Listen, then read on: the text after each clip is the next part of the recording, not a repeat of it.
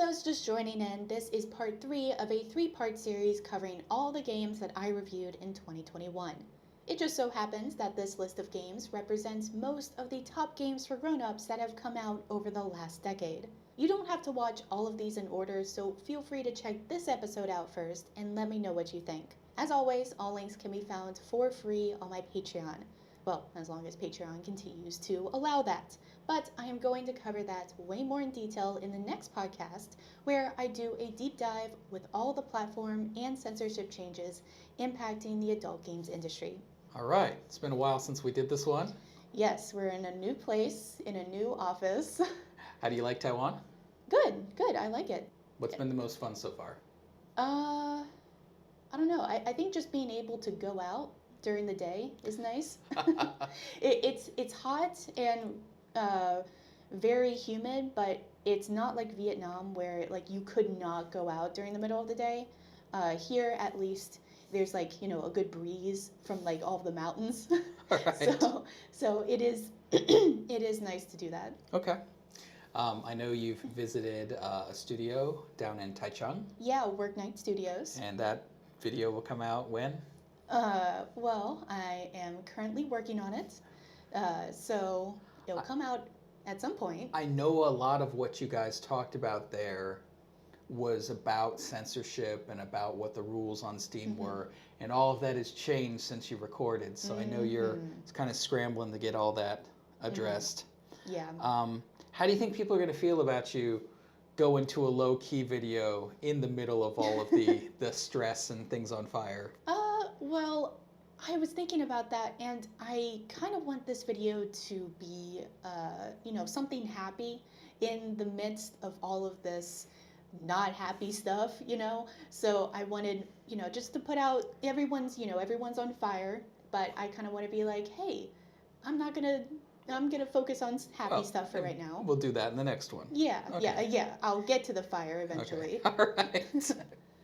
All right. So what's our first game? So the first game is Love of Magic, and I covered book 1 on August 31st in 2021, and I covered it when it was completed with book 1.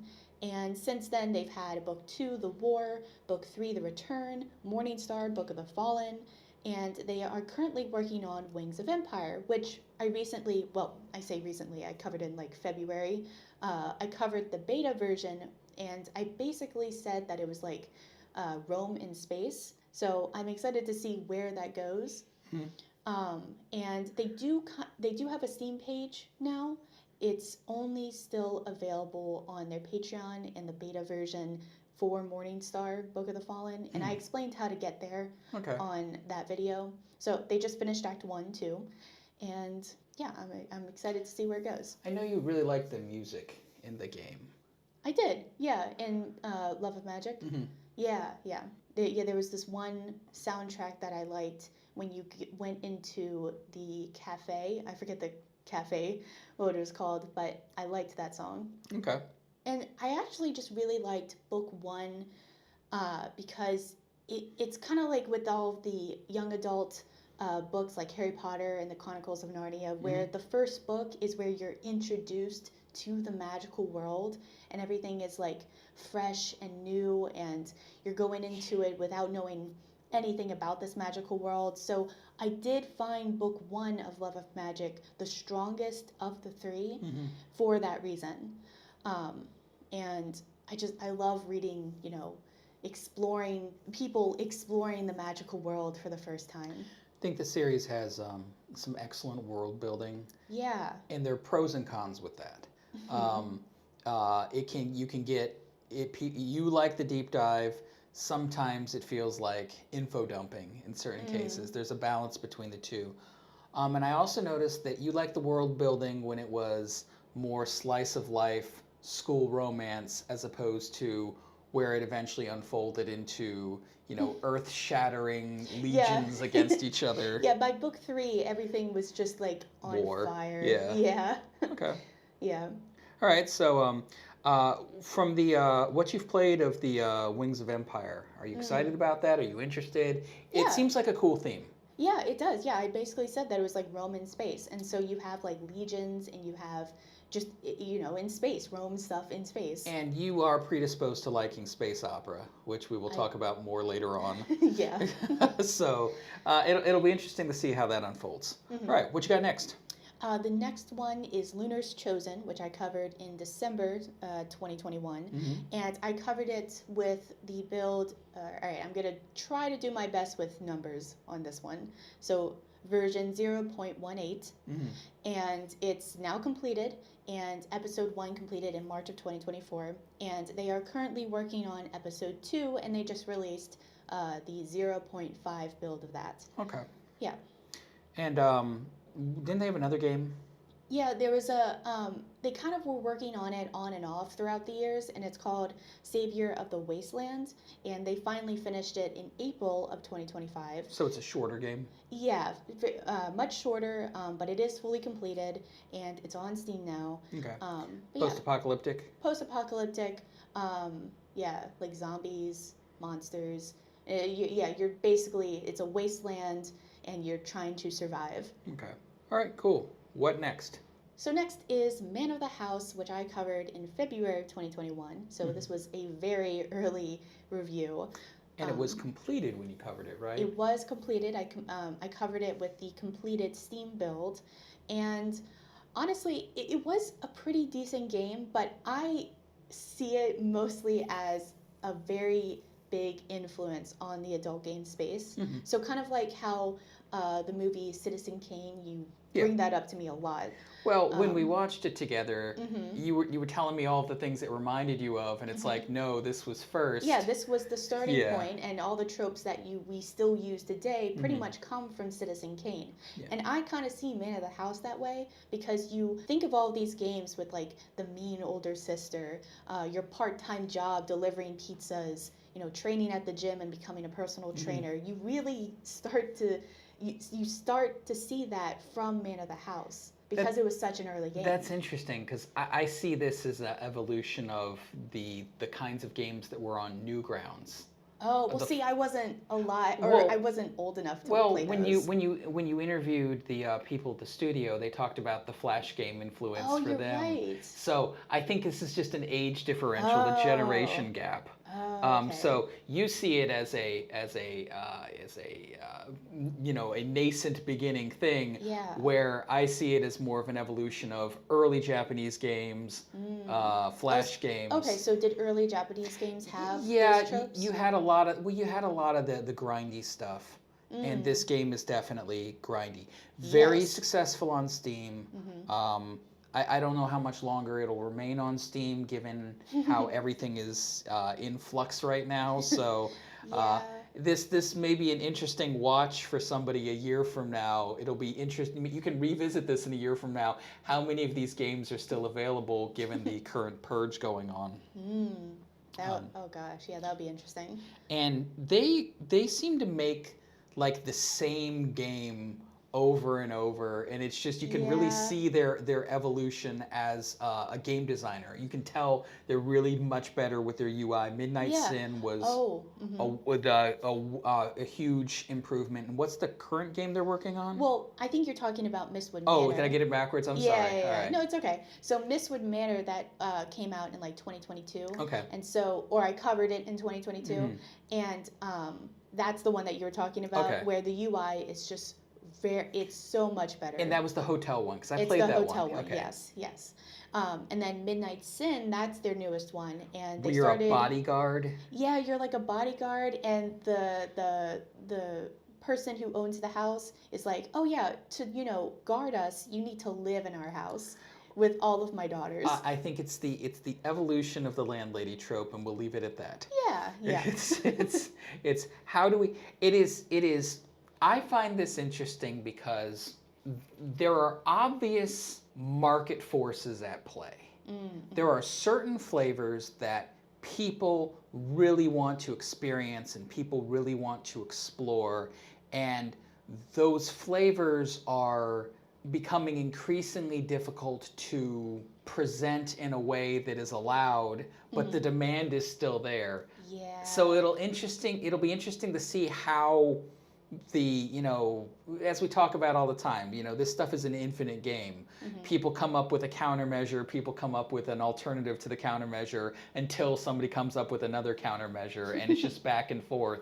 And that's not you endorsing any one behavior or another behavior, because you don't want to get you're in enough trouble right now with Patreon. Let's not push it any further. I'd like to Yeah. be on the down low with that. Well, that means something completely different, I think. Oh, really? Yeah, you can look that up, and okay. There are a lot of people who'll be laughing right now. Oh, jeez. Yeah, okay. good luck with that. Well, whatever I said, I don't mean, I guess. Sure. That's what everybody on the DL says. Sure. Oh, yeah. Okay, now I realize. Oh, maybe that's what DL site is. You're on the DL. Oh, the DL site. That's how I'm gonna think of it from now on. Oh gosh. Oh, are you on the DL site? Yo, man, we don't talk about that. We don't talk about the DL site. Yeah. That's awful. Oh my god. Okay. Anyways. Okay, so yeah, they're working on Midnight Sin. It's on build 0.6.3. And yeah, it's basically the same as his other games. So if you like Man of the House and Mistwood Manor, you probably you don't deliver like pizzas in that one. You do illegal street fighting in in the car park. Okay, so a little bit of differences, but you're delivering a different serving. You're serving knuckle sandwiches. There you go. All right, what's next? Okay, so next is Melody, which I covered in November of 2021, and I covered it when it was completed, and since then they've had 2 games, Sunshine Love, which was completed in 2024, and their newest game, Thief of Hearts, which is currently on episode 4.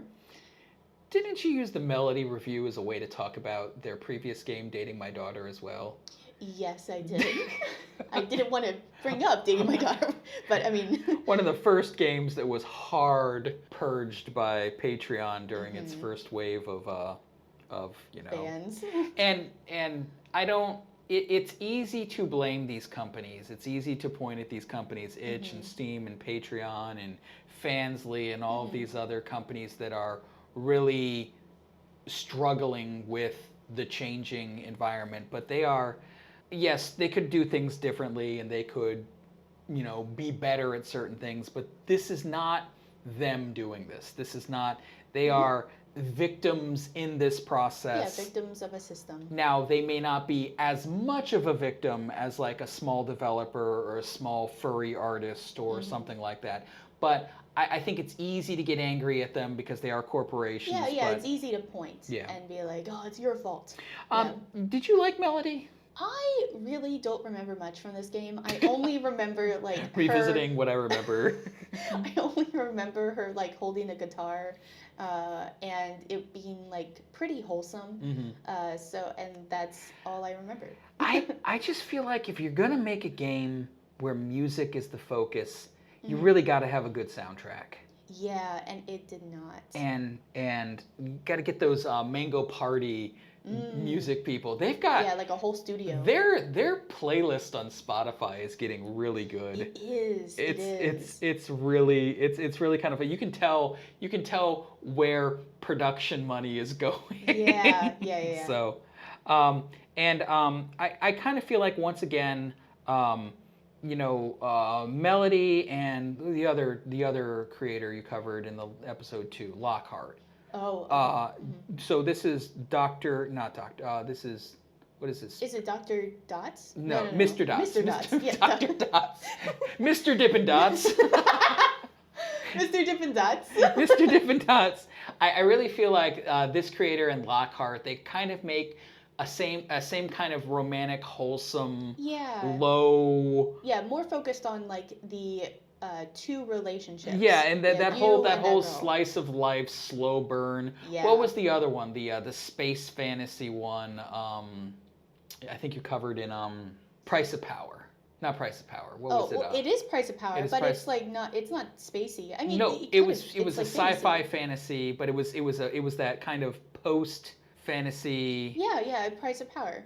Yeah, it was the guy and the girl, and you find technology Yeah. stuff. Like Say that's Slither- sci-fi. Yeah, Yeah, but it's yeah. that same kind of slow burn slice of life, feels good.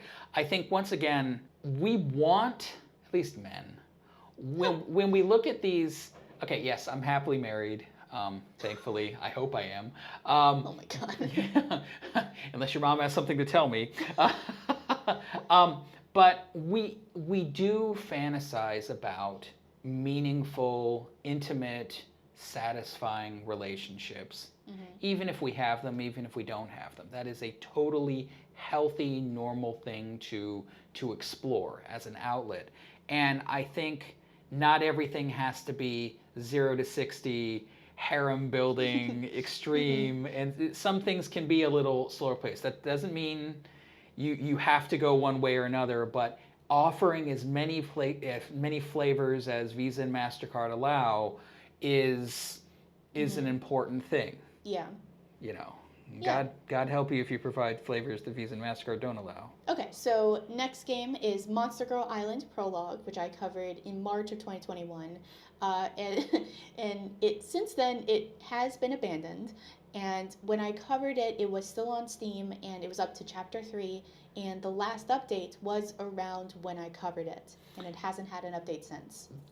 Yeah, this was a game where they weren't kicked off of Patreon. Patreon tried to work with them, but they just decided to walk away.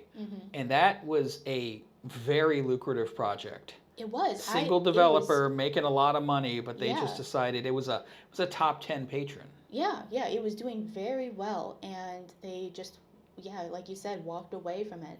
And you say it's abandoned. He says he's still in development on it, so I don't know. I say it's abandoned because there hasn't been an update in like 3 years. So to me, that speaks volumes, and I think it's abandoned. But fine. Yes, officially, it's not abandoned. You know, maybe we'll get an update tomorrow, but it is not likely. And I know this has kind of become a benchmark for you because you like the open world, you like the story, you like the character development. Yeah. And I see you talk about this game when you review other open world games like the Pokemon Snap game. Oh, Sapphire Safari. And what was the other game that is coming out like right now? Monster Girl Island? No, that's this one. That's this one. It's called something. It's called something similar. Yeah, it's Tropical Monster Girls. Okay. I think it's that. Tropical Monster Girl Island. I think it's that one. But it very much feels like Monster Girl Island. Okay. And I think it's like very influenced by Monster Girl Island. And so I'm excited to see where Tropical Monster Girls goes because it looks to be a much better or a good rendition of Monster Girl Island prologue. So, I don't know. Probably could reach out. I think you've talked to this developer before. Maybe you can reach out again to find out what they're doing. See what's going on. Hey, I know. I haven't talked in a while, but hey there. Yeah. Just checking out. Yeah. You haven't had an update in a while. Just seeing where you are. I was playing the new Hello Kitty Island adventure, and I was thinking about you. Oh, gosh. The Sanrio survey just came out this year. We were all voting aggressively for ChocoCat. ChocoCat did place number 2 in America. Unfortunately, no one in the rest of the world likes ChocoCat. Yeah, we went to a Sanrio store here, and we were like, hey, do you have like ChocoCat stuff? And they were just like, oh no, Taiwan hates ChocoCat. They really said that too. Yeah, I was like, oh. I was like, wow, that's so, they don't like ChocoCat. And I think ChocoCat is only popular in America, and it's a crime. But I bring this up given our next game. Nekopara 2, which I did cover in July of 2021, and I did cover it when it was completed because they were old games, so all of them were mostly completed. And this review is very important because in this review, Annie does sing. No, let's not. If I see a spike of people going to that video. Your older videos, the audio is not great too, but you do sing.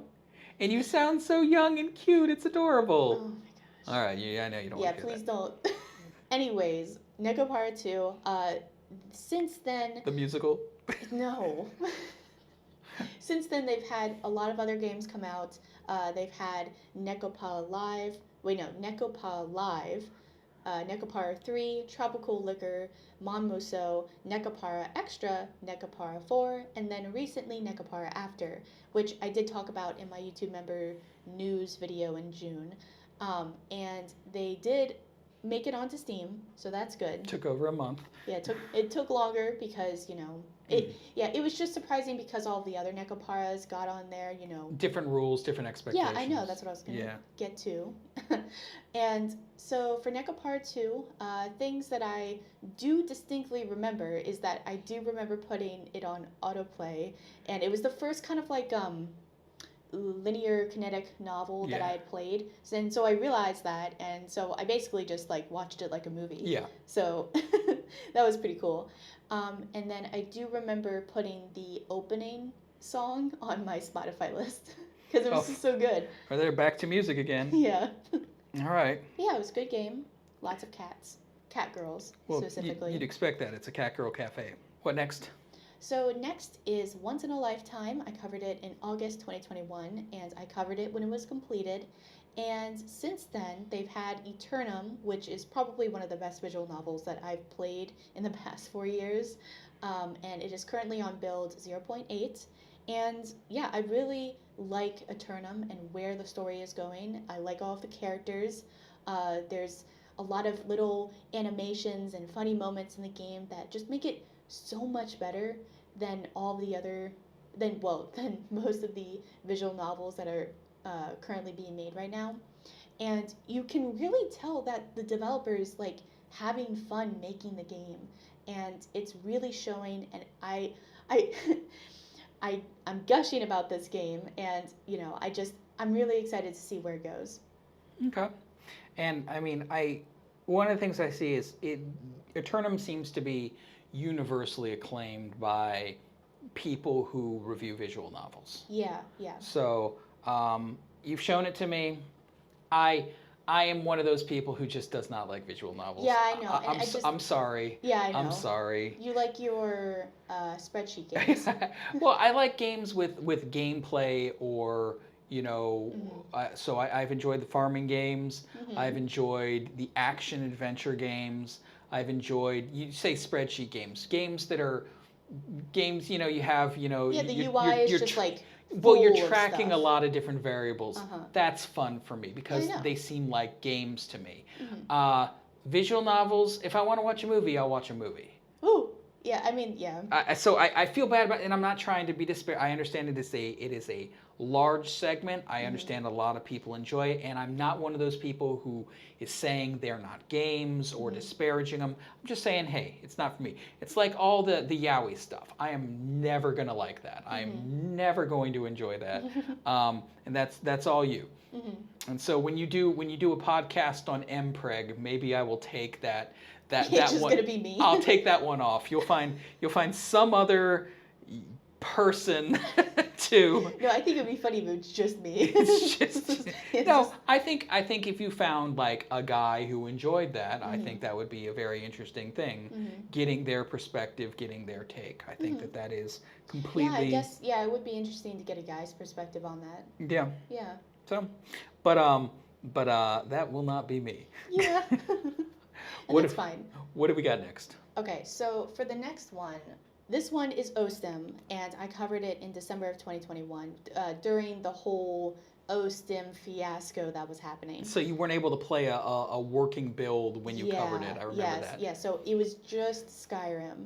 And Ostim, for people who don't know, is a mod for Skyrim. And so for the video that I made, it was just Skyrim footage, which is probably what I'm going to show again. Okay.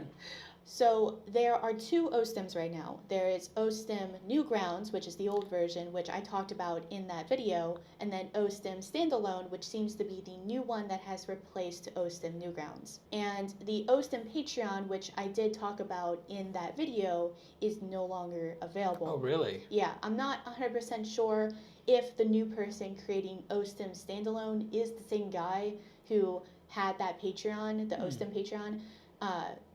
But it seems like he may be the lead developer of the Ostim Newgrounds framework, and so it might be connected. The mod community is really amorphous. It's hard to see where one line and that's why the Sims mod community, Yeah, Wicked Whims. is so impressive because it has been able to come together and stay up there and earn decent money through Patreon. Oh yeah, definitely. So I remember when you were covering this because it was around Christmas you were doing this back when we were in America. Yeah.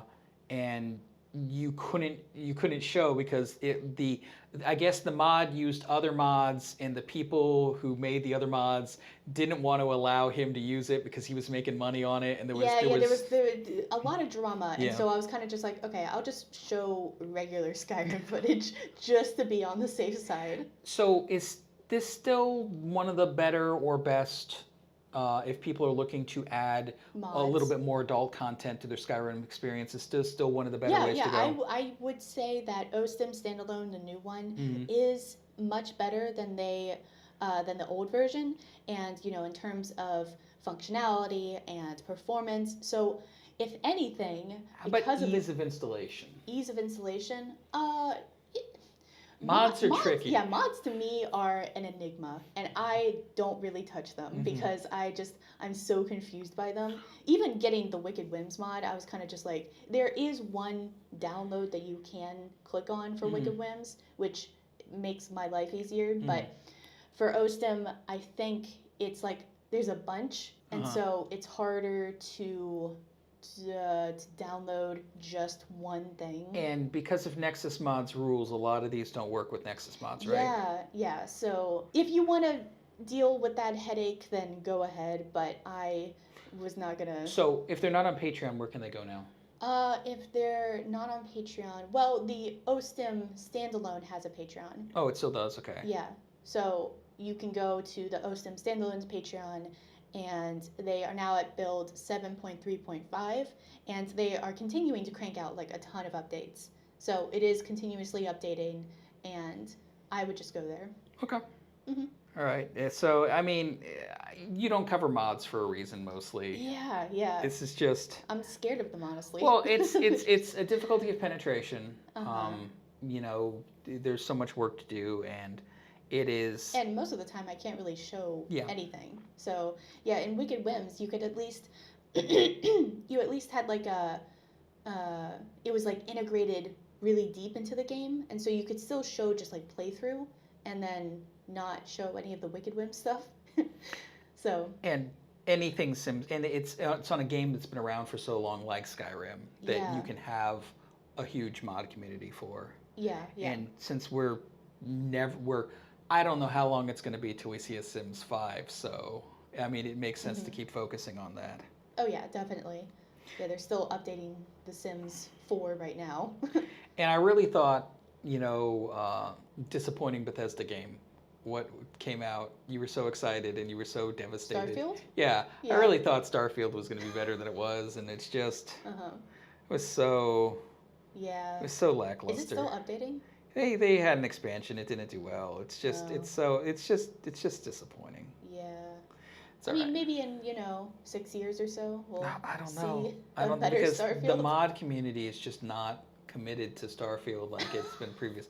So if they're not going to do it, I mean, who's gonna do the heavy lifting? Ooh. The game has to be. It can't be the developers. Well, the game has to be compelling enough to mod create. Yeah. Because the whole advantage of the mods are the modders are willing to take risks and explore things that the developers are unwilling or unable to do. Like you're not going to get adult content mods from developers. No, yeah. You're not going to get it from AAA games. But if you leave it open for the community to do, that's how it happens. And that type of iteration is great. Well, it should be great, but yeah. We'll see. Yeah. All right, what you got next?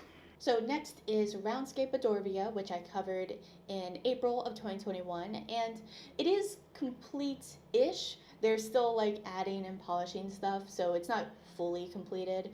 But I did cover it with build 5.3. Yeah, I mean, it's a really long and involved game, kind of like Dragon Age Origins or like Mass Effect. And it's just, you have a ton of plot lines, you have a ton of characters, and you can meet and interact with each of the characters. And the character creation, you have like, you can choose your origin and your class, and each has their own beginning that's different. And so there's just a ton And with this game. those and your gender choice will dictate the relationships that are open with the characters, right? Yeah, it'll dictate the flavors. And so that's more plot lines, more paths. So there is just a ton of things that you can do and a ton of ways that you can play and explore this game. And so it's not really surprising that it's not finished. But I think it's like the main story is basically completed. They're just, like Just I said, continuing the fill and stuff. adding and polishing, adding things. And so since then, they tried to make a 3D open world game called Roundscape Eclipse, and it was basically like Roundscape Adorvia, but like just 3D and taking place in the Roundscape universe. And since then, they have completely redone the game and have scaled back the 3D open world aspect, and it's now a top-down RPG game still using Unity. And so the adult themes will be 2D and animated, and I mean, I think they just realized that the workload was going to be too much for an actual 3D open world game, and so they had to scale back because of that, which is disappointing, but also like if it's going to make a better product as a top-down RPG game, then I'd rather they just stick with that. See something rather than nothing. Yeah, because they basically had like one build of Roundscape Eclipse. Don't they have another game they're working on too? Yes, they have Star Maker Story, which they started last year, and it is scheduled for a Steam release in 2025. So it's a smaller game? Yes, it is a smaller game. I think it's kind of just like a visual novel. Okay. So, yeah, much smaller. So, yeah. They had a safe for work game too, didn't they? Yeah, they had a game called Elevator Zero, and it was released in 2024, and it was a safe for work game, which is not bad. Like, I think developers, exploring different avenues and, just experimenting with like these like smaller indie type of games is really cool. And, they could use those skills to put back into other games. So, yeah, I just found that it was interesting, a safe for work game from an adult developer. Next up, we've got another developer who's made a couple different games at this point. You can really see their elevation. Yeah, S.H.E.L.T.E.R, an apocalyptic tale, which I covered in March of 2021. So that was an early one. It was, yes. So I covered it when it was build 0.27, and it is now completed.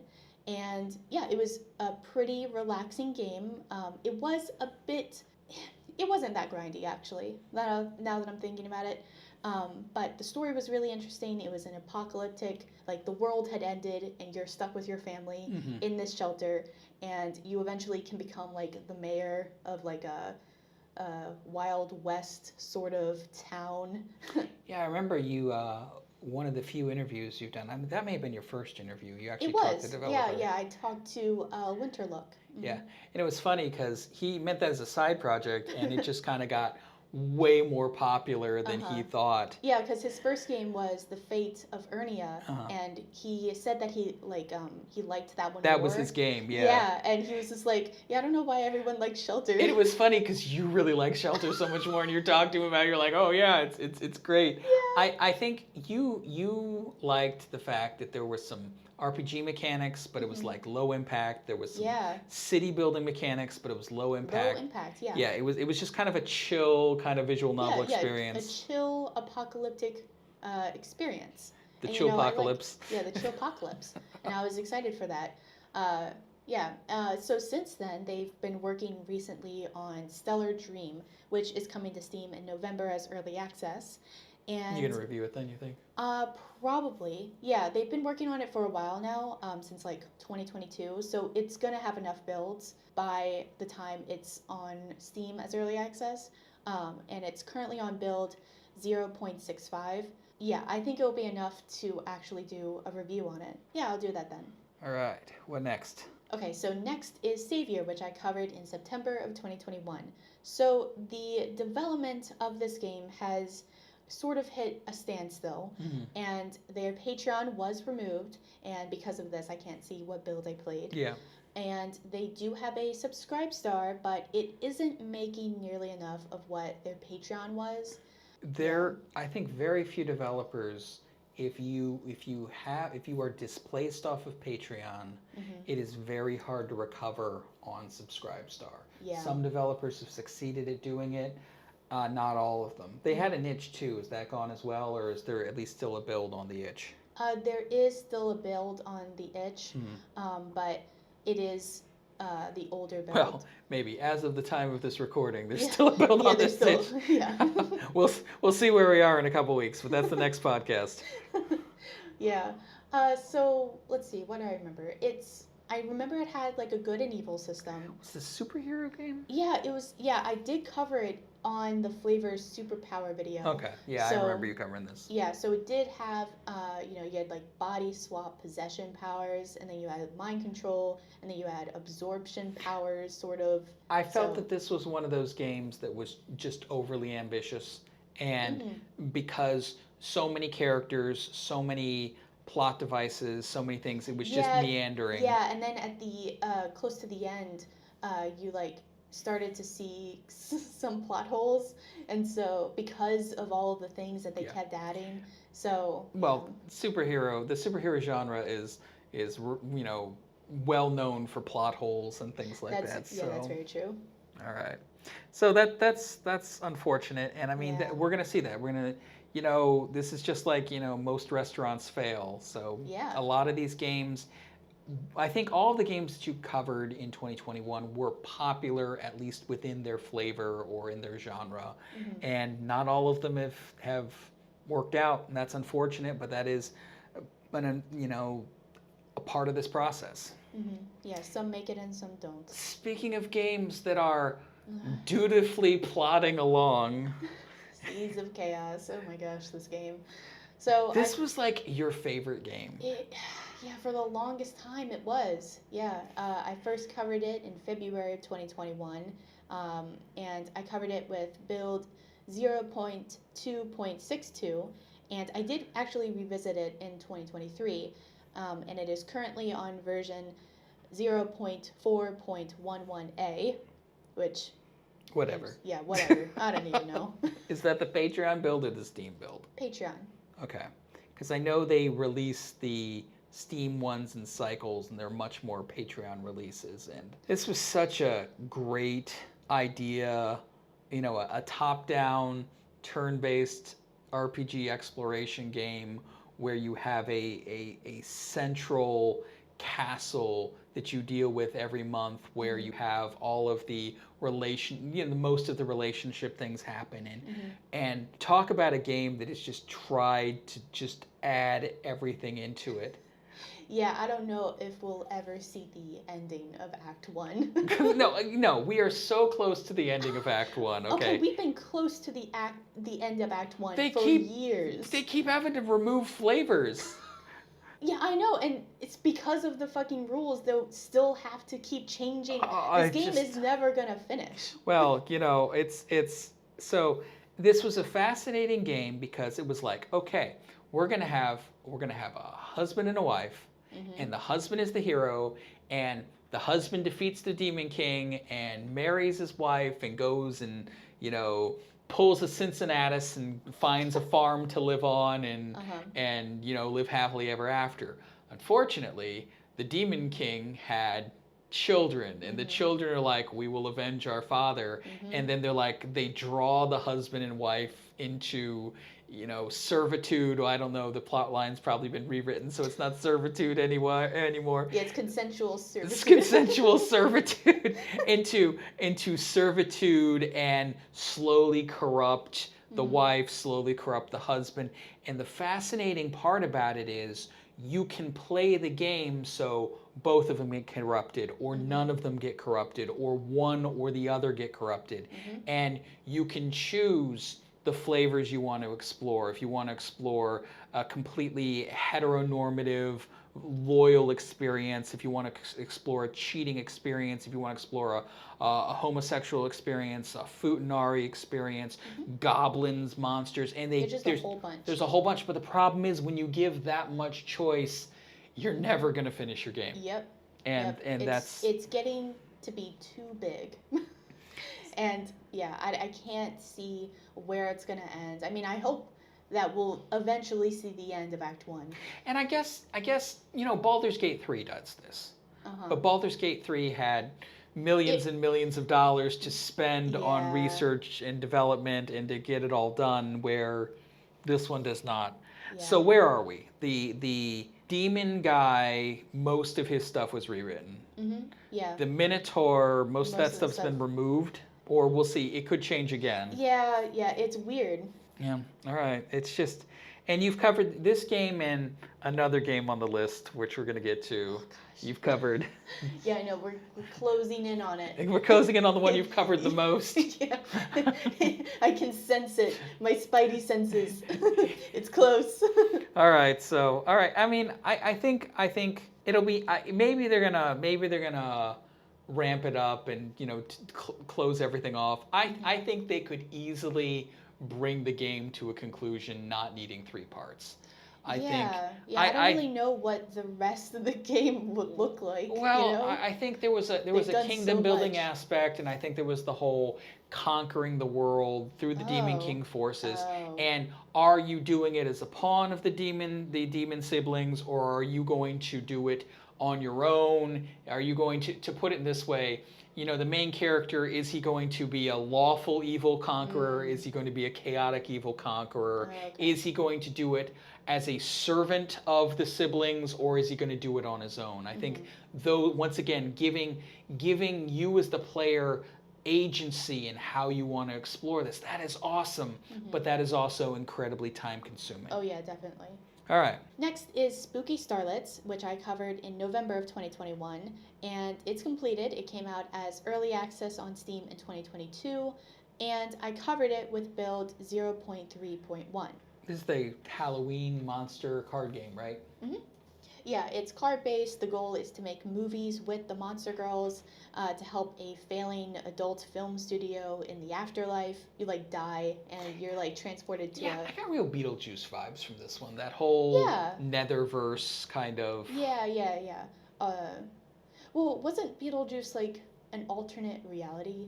Well, everything's an alternate reality. Well, okay, but you actually, die in Spooky Starlets. Yeah, you die in the...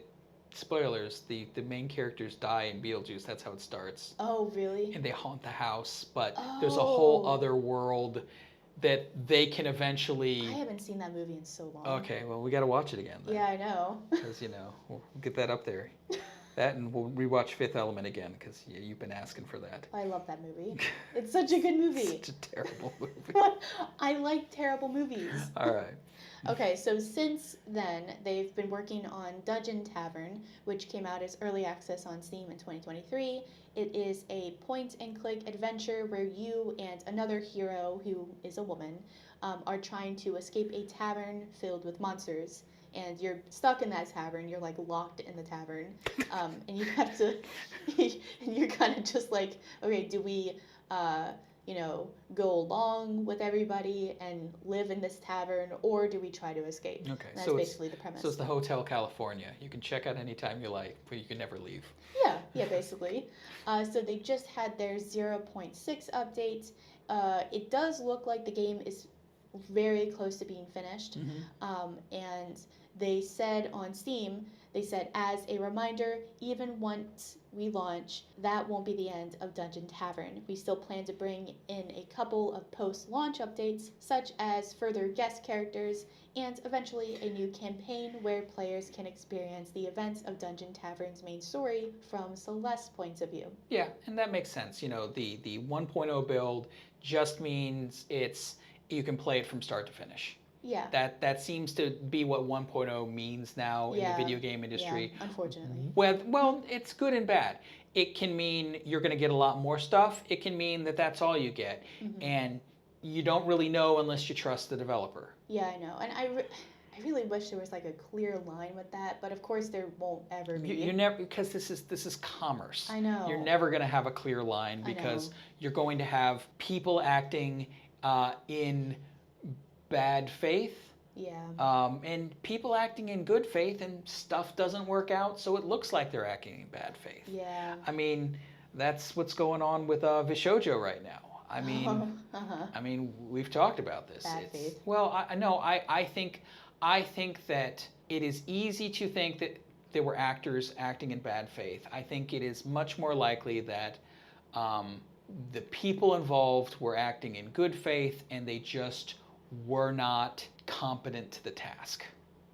And so that's hard to do. You got to wear a lot of hats when you start a new business, and there was a lot of money coming in, and that can be, funnily enough, success can be devastating. Success can be overwhelming. Success can be, you can't keep up with it. Yeah. And I would much rather think that the people involved, because they are good people, that the people involved were just overwhelmed as opposed to them acting with malfeasance.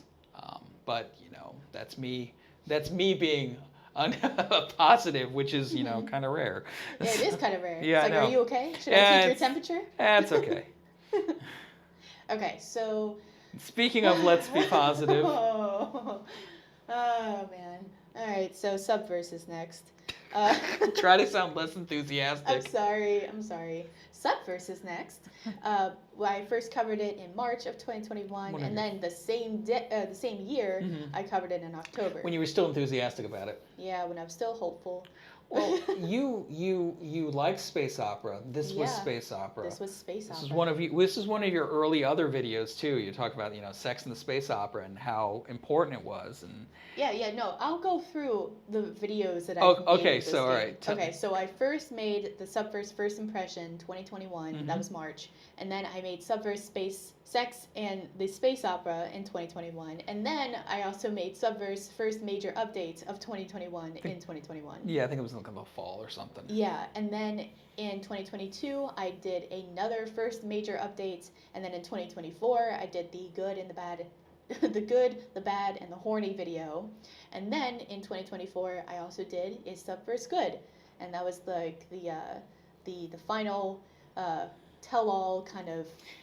you thought about doing with the 1.1 update, but then you were like, nah. Yeah, they did have the 1.0, wait no, 1.1 updates, and they did implement Fao-chan, who is what people have been asking for. Their demon mascot or something. Yeah, and people were really excited for that. So that's good, I guess. And they are finally working on localization. However, it has almost been a year since its release, and it's still only in English. Localization is really hard. I know localization is hard. That's a language-heavy game. It is. Yeah, it's a very large game, and it's just it's gonna be a while, but it's also it's unfortunate that it's gonna be a while. That's what I'm trying to say. You've been all over the place on this game. Yeah, I know. It's like I should either love it or hate it. Well, I can't do both. I think you loved the idea, and you were new to the space, and you were very excited. And development changes, development drifts. You love Cyberpunk 2077 now. Yeah. You did not love when it first released. And you loved the idea of it before it came out, but you were very dissatisfied with the starting release. And Fallout 76 was like that. I remember when Fallout 76 came out, and you were so excited, and you're playing it, and you're like, this is kind of lame. And as you played it more, you're like, this isn't just kind of lame, this is lame. Yeah. And it never recovered. Yeah. Cyberpunk did recover. Yeah. I still think you got a lot of interesting feedback on your final review of Subverse. Is Subverse good? Yeah, the conclusion you came to, yes, it's good, but it could have been a lot better. I see the arguments that the people who disagreed with you had. And that's the problem when you actually do a review and you talk about something. No one's going to agree 100%. No one's going to agree fully. You like the game, even in its as you feel flawed finished form. You like the game, but I think you're just kind of a little burned out by talking about it and the intensity of the negative feedback you got from some of your reviews. It just you just seem to be over it. Because I know whenever I talk about it that there are going to be people, like the diehard fans, they're going to come after me and be the like... The diehard haters. Yeah, and the diehard... I get, the extremes on both sides. So because I can't make up my mind and say if it's 100% good or if it's 100% bad. You don't say anything's 100% Yeah, I know. good I or feel bad. like I should have, like, oh yeah, it's good, but it also doesn't do these things well. I feel like that's more constructive, Like I can't be 100% on something. You're also much more critical on a higher budget game or a much more popular game. Yeah, because I feel like I should have at least some opinion about that, some leeway, because they had the money to do all this. So I don't know. It's a good game. I'm just gonna say that it's a good game. It has some flaws, and we're just gonna leave it at that. Okay. What future? Are they doing some DLCs? Yeah, they're working on like the Kickstarter DLCs that they talked about From the original Kickstarter? Okay. Yeah, All right. So we'll see how those manifest and how that Yeah, goes. and then other than that, some small tweaks and bug fixes here and there. I think what we see from the game in the future really comes down to how much money did it make that it still has. Yeah. If they burn through all the money, we shouldn't expect to see much more. If there is money to actually make continue the DLCs, to do it, yeah. And it's also it's also an issue of if there's attention, Yeah, they lost a lot of attention. Yeah, and so. it's tough. What do we got next? So next we have Superpowerd, which I covered in September of 2021. I remember this game. Listen, it's a game. Yeah. I mean, it's a good game. It's a good game for you. You like it. Well, because there's a lot of variables to Yeah, track, and yeah, I like it's a lot of games with a lot of variables to track. You call them spreadsheet games. Because they are. You hated the renders so much. They're really old. Yes. Yeah, you can really and tell. And you hated the main character so much. Yeah. Would you call him a goblin? Probably. Yeah, that sounds familiar. So it is completed, and I covered it when I first covered it with build 0.44. And yeah, it's a spreadsheet game. It has it's a superpower game, so you have all of these superpowers, and the main character is actually the only person in the world that can have multiple superpowers. So you have, your sympathic link, the enhanced senses, flight. I'm gonna say this wrong. Psychicism? Is that right? Sure.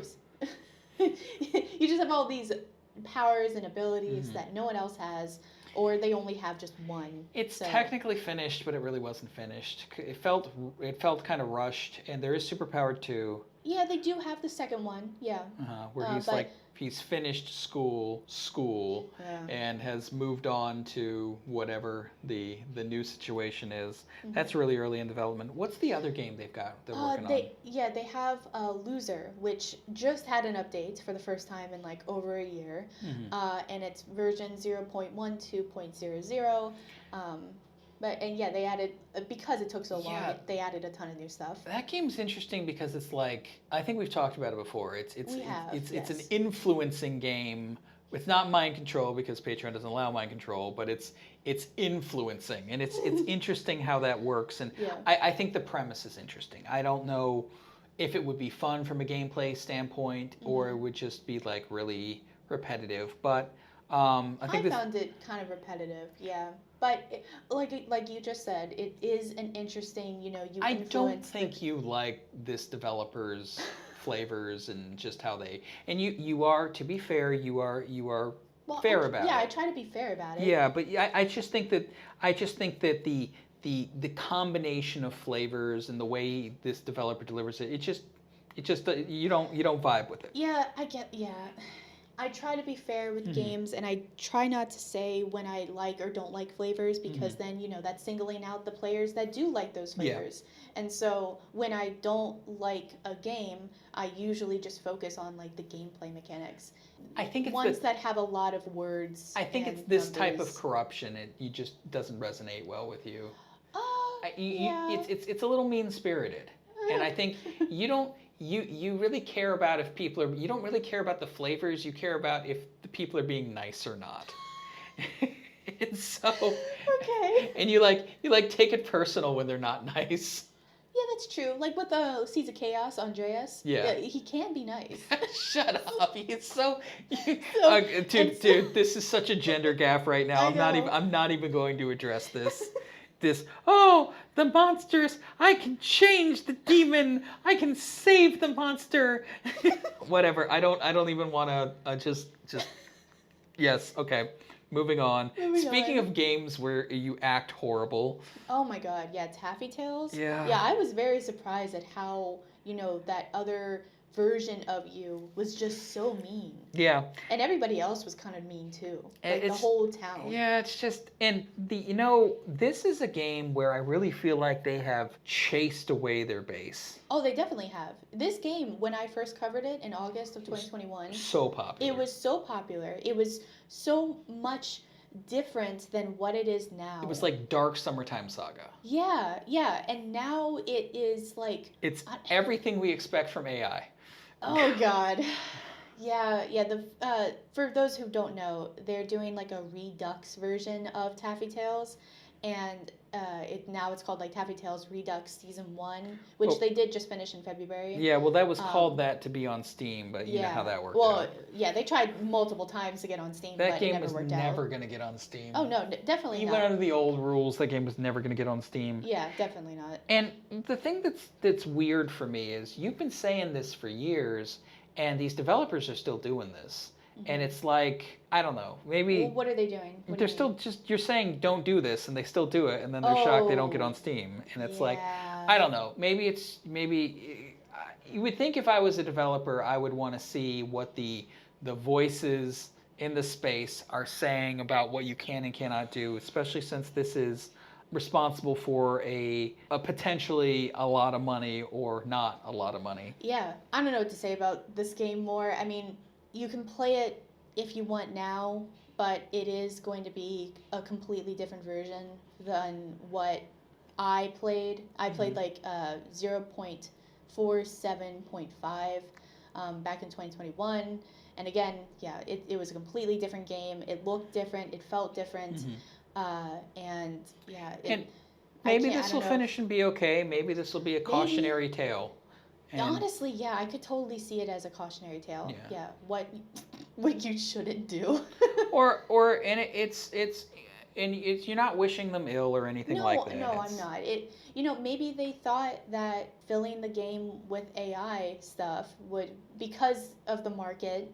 I don't know. It is increasingly obvious that while people are mostly outspoken against AI art in video games, if you look at what people are spending money for, mm-hmm. it is apparent that the market does not care.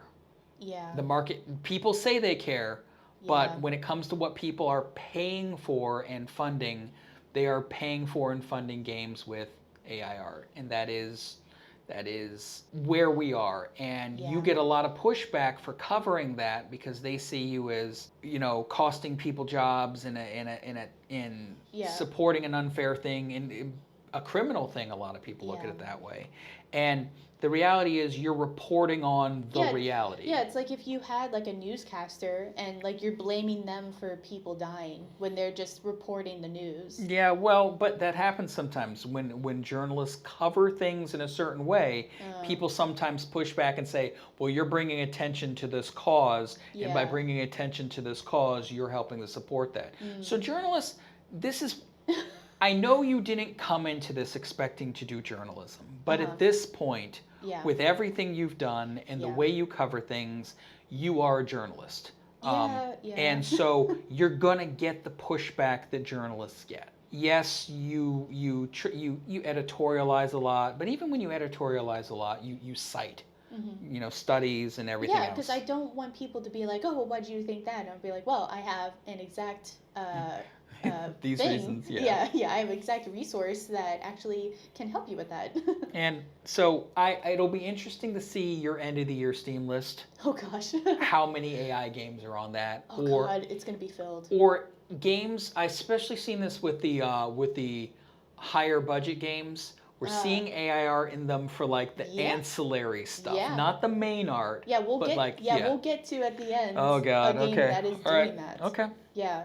All right. So what's next? So next is Takeover, which I covered in November of 2021, and this game is not completed, and I covered it with build 0.43. I recently actually talked about this on the podcast for Corruption. That one was pretty popular. Yeah. It was with the chemical section, and so you had serums where you're like a lab assistant, and you're giving serums to the people around you, your family, your boss. Then eventually the whole city. Yeah, then eventually the whole city. And then like there's like two parts to the game, where the first part is you just discovering the serum and giving it to local singular people. Yeah. And then the second part is where you start to do the city reconstruction kind of stuff. And that turns into like a city management game. Yeah. So pretty interesting premise with the whole chemical. This game has to be close to done. Yeah, I know. Yeah, it started really early, 2021, or honestly, it may have started earlier than that. And it's been going on. I don't really know what else they're doing, you know? Like I think this game started in like 2016, 2017. Yeah, so very early. And it's currently on build 0.87, and I think they are wrapping up the game, and they're adding a few ending scenes, and so it should be done. I could probably see it done this year or early next year. And I think this is one of those games that's like morphing into a studio or working with other game developers. Yeah, so their Patreon is interesting. So if you go to Studio Dystopia's Patreon page, you can see that they are updating Takeover, but then also Debauchery in Kalia Kingdoms and FLX Downfall of Idols. But then there is another Patreon page that offers the same games called Duo Developers.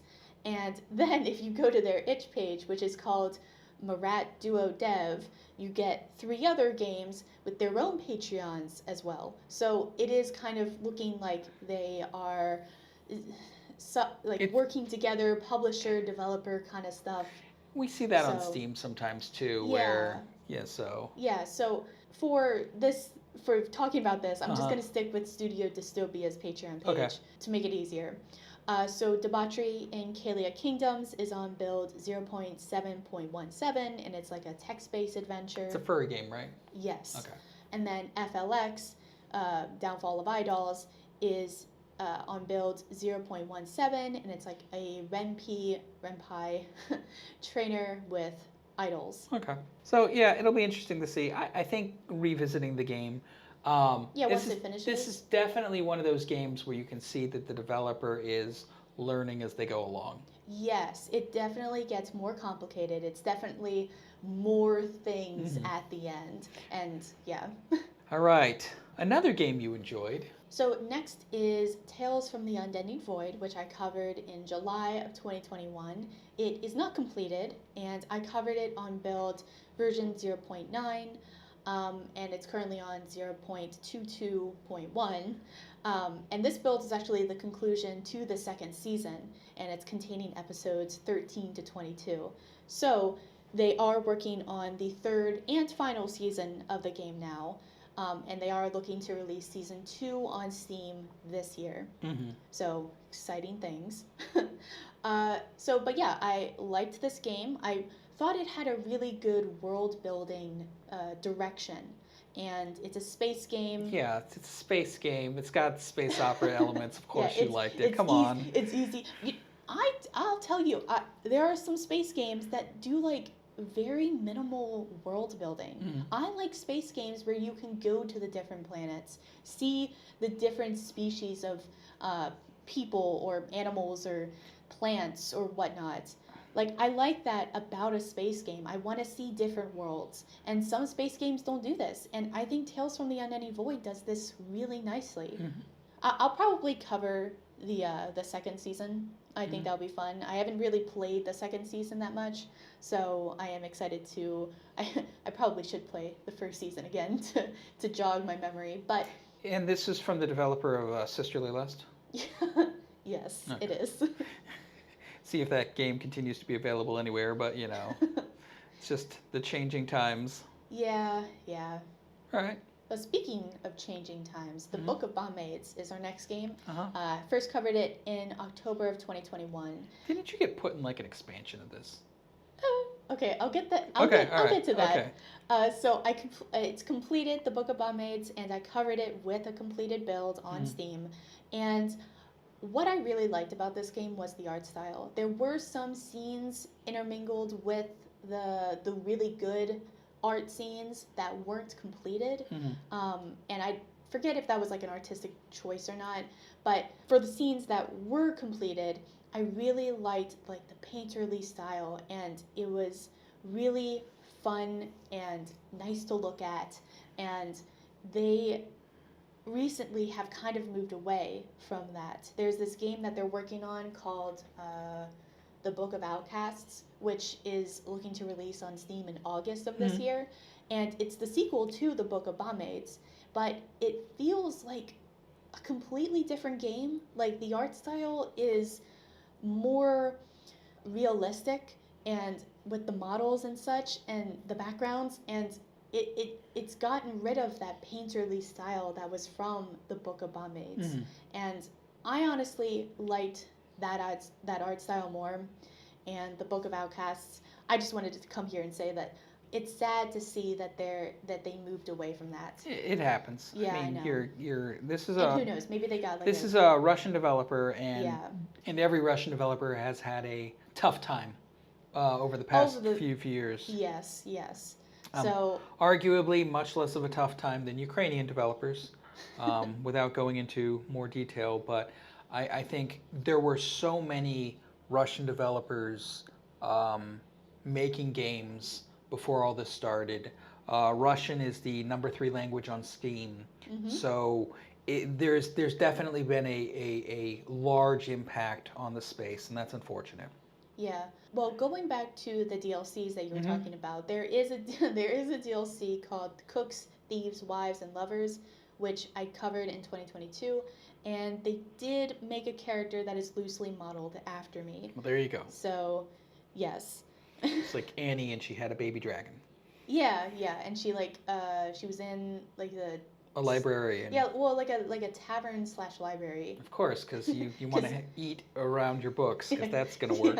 Yeah, you have sticky beer next to an ancient book. Given how valuable books are in that kind of environment, of course you would think that. Well, they're expensive. You didn't have the printing press. That's true. That's true. All right. What game you said they've got? Book of Outcasts coming out. Is there another game they have? They made Womanizer, which I don't know too much about, but they released that one as well. I noticed in Womanizer that they were moving towards the more realistic, detailed kind of artwork that they're using in the Book of Outcasts. So I think Womanizer was the start of that, and then the Book of Outcasts is a more, I don't know, just a change in direction. Yeah. Okay. That's cool. That'll be interesting to see. And what's that? August, you said? Yeah, Book of Outcasts looking to release on Steam in August. I'm sure you'll talk about it then. Yeah, it'll probably be in the Steam August list. If it's not delayed.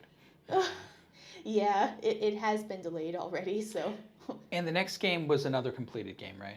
Yeah, the Fall of Juliet covered in July of 2021, and it was completed, and I covered it with a completed build. I actually really liked this game. It was one of the first games that I completed fully, like I played all of it's pretty short, and I completed all of the paths that you can take. And it was a female corruption game with a lot of different endings? Yeah, the female corruption game.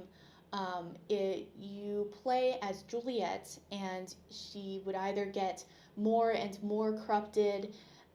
Well, no, she does get more and more corrupted. Sorry, there's not really an if or. But they're the paths. But yeah, it depends on which path you take with the love interest. There's like a rich guy. There's your boyfriend, of course. There's supernatural stuff too. Teacher.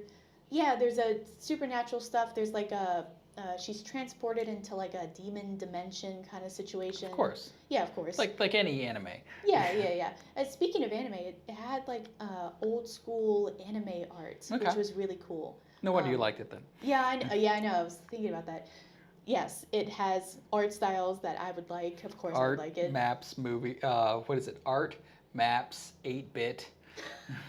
farming. Yeah, it was an RPG. The map actually. Music if you like the music. Yeah, music. I say all the time music is so important to games, and when games don't have music or if it's bad music, I'm just like, guys, what are we doing? It's so important. And okay, so speaking of the map though, in the Fall of Juliet, it was trash.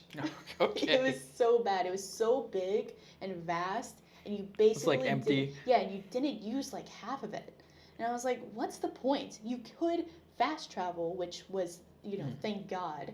But other than that, it was like, why is this map so ginormous? You could have everything just in a small little square instead of this huge ass rectangle. It was just, bad map, but whatever. Any other games? So since then, they've made quite a few games, actually. Ocean Lust, Erotic Descent, which is a parody of the Ocean Gate incident. Oh, that's dark. It was pretty dark. Yeah. And it came out in May of 2025 on Steam. But it's actually been doing pretty well. And then there's the recent one that they've been currently working on called Divimera. I hope I'm saying that right. Build R13. I don't know why it's R.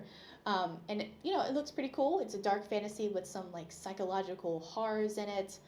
It's set actually in the Victorian era, which I don't see many games be set in. Yeah, I guess steampunk does it, and like I guess sort of some of the Cthulhu kind of stuff does too. Yeah, but this was like the outfits were very Victorian, like the whole setting was, and it was actually pretty interesting. And because of the psychological horrors, I am thinking of like playing it and seeing if it could be on the Halloween list for this year. The Halloween list you do every year that not a lot of people watch, but you do it anyway because you love Halloween.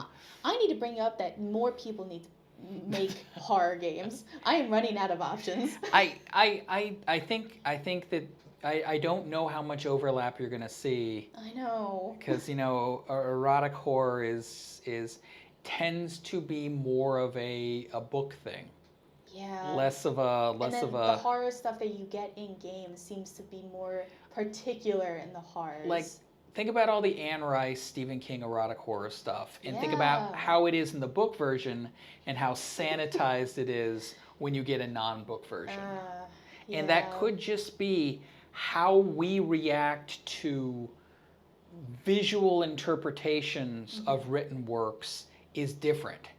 And because it's different, people have to tone it down. People don't like it as much. People don't want to be scared and sexy at the same time. I don't know, because of fight or flight, I don't know if you can be scared and sexy at the same time. So.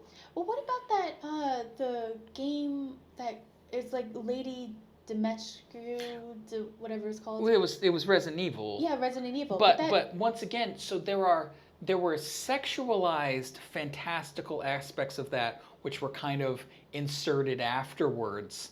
But the game itself is not a sexy game. So right. I think that's really the problem.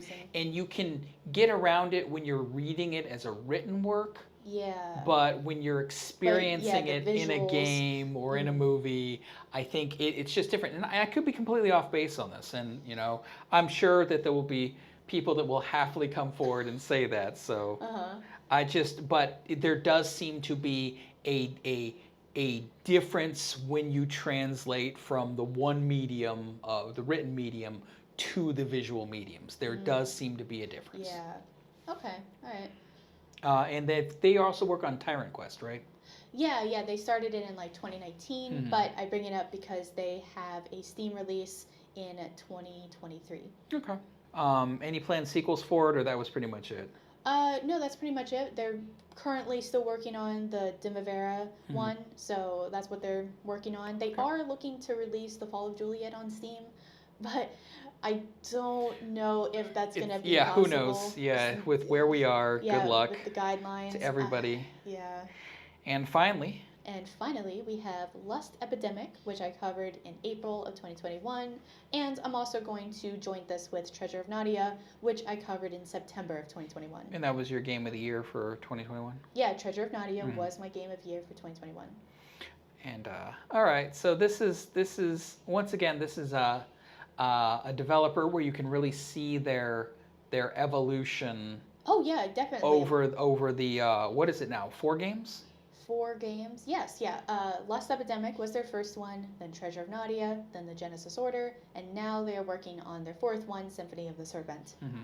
So yeah, you can definitely see the growth from Lost Epidemic to the Symphony of the Serpent, and honestly to the Genesis Order, because Symphony of the Serpent has like the top-down Yeah. gameplay, which is completely different from the other 3. And when you covered Lost Epidemic, that was a completed version you covered? Yeah, I covered the completed version with Lost Epidemic, and then with Treasure of Nadia, I covered it with build version 0.94091, which it was basically almost done. It fully finished in November. I think it released on Steam in November. Yeah. And then the finished version, the complete version, came out in the spring of the next year. Yeah. Which is why some people classify it as a 2022 game. Yeah. And you classify it as a 2021 game. Yeah. So I thought that was interesting, because other people do Game of the Year, other people talk about this. Yeah. I don't think anybody puts together quite as comprehensive a list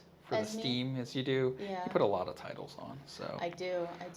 I probably should not. You keep saying every year you're going to reduce, and you just add more games. Just add more. It's a really bad habit. But so for Lost Epidemic, I remember really liking Lost Epidemic. It was one of the first games I played, and it reminded me of like a Scooby-Doo plot line, and I found it really fun to explore the mansion. Well, no, it's not a mansion. It was a school. Or no, it was like a church school. It was like a private school. Yeah. It was the private school. I think the modification was it was a religious college, like a Notre Dame or something like that. Yeah, like that. Yeah. In a small town that had been corrupted by some stuff. And yeah, I don't know how honest we can be here. Well, no, it's not as you being honest or not. It was a mind control, close relation game, and because close relation, that's a good word. Yeah. And because that was no longer allowed with Treasure of Nadia, Treasure of Nadia, I really see Treasure of Nadia as the template for how you can successfully navigate the rules. Honestly, all of the women have exaggerated proportions, which is it's a requirement. If you make women with realistic body types, especially if you make women with realistic body types for different types of the world, like East Asian, you're going to get banned. Yeah. Steam does not see East Asian women as adults. Yeah. They do not consider that to be an adult body type. They heavily censor and don't allow for it. Yeah, it's wild. And well, it's once again, it's an infinite game. How people move to react to these things. Yeah. So making the game Treasure of Nadia, having all of the women very thick, and if you look, some of them have younger looking faces. None of them are children, of course, but all of the body types are definitely an exaggerated, voluptuous. What's the word? Thick. Yeah. And I think that is. It was successful. And Treasure of Nadia still remains the most popular of the 4 games. And I don't know if it was because it was kind of like an Indiana Jones feel and people really like that. Or I mean, that's why I liked it. Yeah. I thought, you had like I said, the Scooby-Doo of Lost Epidemic, but then you had the Indiana Jones of Treasure of Nadia. And I thought he did a really great job. You could see the improvement of animations, of characters, of the gameplay, of the puzzles. It was really just a huge improvement over Lost Epidemic. And then the Genesis Order, I don't know, it kind of took like a more straight line kind of tone. I just never understood the storyline. The plot line just seems so... Yeah, well, because then he added stuff with like demons, and then you still had the religion aspect, but It Maybe, was yeah, I just felt dumb playing it. I didn't really understand. I didn't really understand what was going on. I didn't even understand what my job was. I was like not a police officer, but I was a police. It was weird. yeah. I could not. I just, and maybe that was just a culture gap. I have no idea. I just, I remember playing that game and being like, man, this really isn't Treasure of Nadia. And I feel bad Yeah, about it's that. just It's like, just can I go back? no, it's just it was like ah great, and even the characters that they brought over from Treasure of Nadia, I didn't Ah, like how they were presented in yeah. Genesis Order. It's like no, what are you doing Yeah. to me? Yeah, it was really So weird. Yeah. but it's okay. It's Well, and you're also kind of seeing, unfortunately, you're seeing that with Symphony of the Serpent. You know, you have like Cleopatra now, dude, and then you have. you had me play that, and I got to a point, and I'm like I'm out.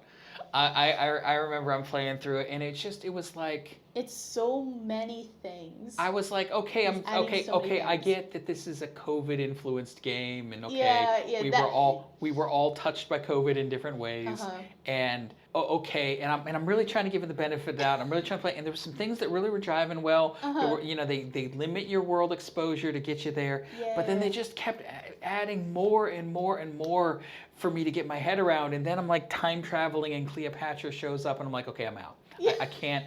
I will wait till this game is further along. Yeah. It's just too Yeah, much at for its, my yeah, at its my current state, yeah. we were overwhelmed and we couldn't progress. I mean, I don't know. I'll go play a farming game. Something low key. Yes, we'll go play Mario Kart. You're really enjoying Mario Kart. I am Mario Kart World. Yes. Yeah, everyone was like raving about, you know, oh my God, it's so expensive. It's so like it's not even worth the money. I'm playing it, guys. It might be worth the money. Like you're happy. You don't like the Donkey Kong game though. Oh yeah, the Bonanza thing. Yeah. Yeah, no. I'd rather just play Mario Odyssey. Like I don't. And you finally played Oh, Super Mario RPG. Yes. Yes, I really liked it. I really liked it. I mean, I knew I was gonna like it. It was very. It brought me back to my childhood. Whatever. And That's from like before you were born. It brought me back to when I was first playing Mario games. Uh-huh. Okay, when I was like 7. Yeah, So, I could see that. I never played the original Mario, Super Mario RPG, but Yeah. I remember all those like, mainly the Mario and Luigi like brother games, Yeah. and it reminded me of that. And so yeah, So you work with Bowser in it. Yes. I didn't know you were gonna work with Bowser, and I love working with Bowser. Well, that says a lot about you once again. Whatever. You were propagating female stereotypes. I don't care. I like Bowser. You're like, oh, I got with the monster villain. I can change him. My favorite Mario and Luigi game is the one where you were Bowser's Inside Story. Oh, Jesus. All right. I failed as a parent. Okay, so I mean, this is a good developer. You were going to talk about how he's been inserting AI art into. Yeah, this is the game that I did hint at. You know that. So, Symphony of the Serpent. If you look at the game, it does have AI art in some of the things, like the icons. The cookbooks. The cookbooks were AI, and I'm just like, I don't know. Maybe he doesn't have the money to pay for the. I think it's just a speed thing. Yeah, I know. And I think we've seen And this with. I'm hoping that they're just placeholders. I don't think this is a money thing, because we've seen Mango Party doing this too, and Mango Party has all the money. You're right. So I just think with that. the censor.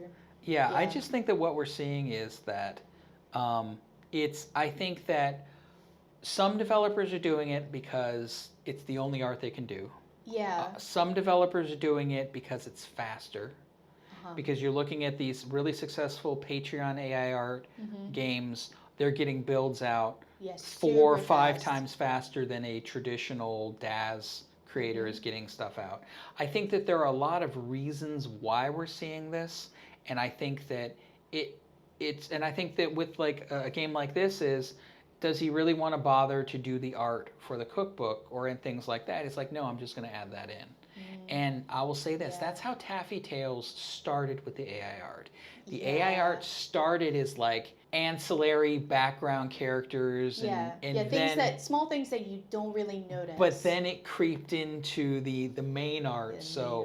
I think that we're just, once again, on the forefront of something new, and you're going to continue to report on it, and you're going to get pushback for reporting on it. I know. And that's unfortunate, but that is, people feel, That's just they journalism. feel strongly about it.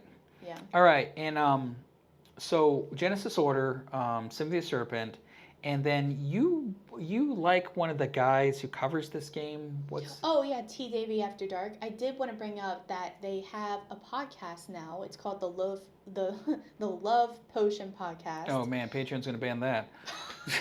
I know. And then and it's with also Billy Cakes, who's a moderator. But it's only for patrons, so I don't know. So you can't see it anyway. Yeah, so I don't know what they talked about. All right, But I do wish them well, and I Uh-huh. hope their podcast goes well. All right, cool. You'll probably revisit Symphony of the Serpent when? This year? Next year? Maybe this year? This fall? Yeah, I mean, I guess so. It's been a year, right, since I first covered it. And it's still, even if it's still this is one of the top 10 Patreons, and this is definitely one of the Patreons that gets content out.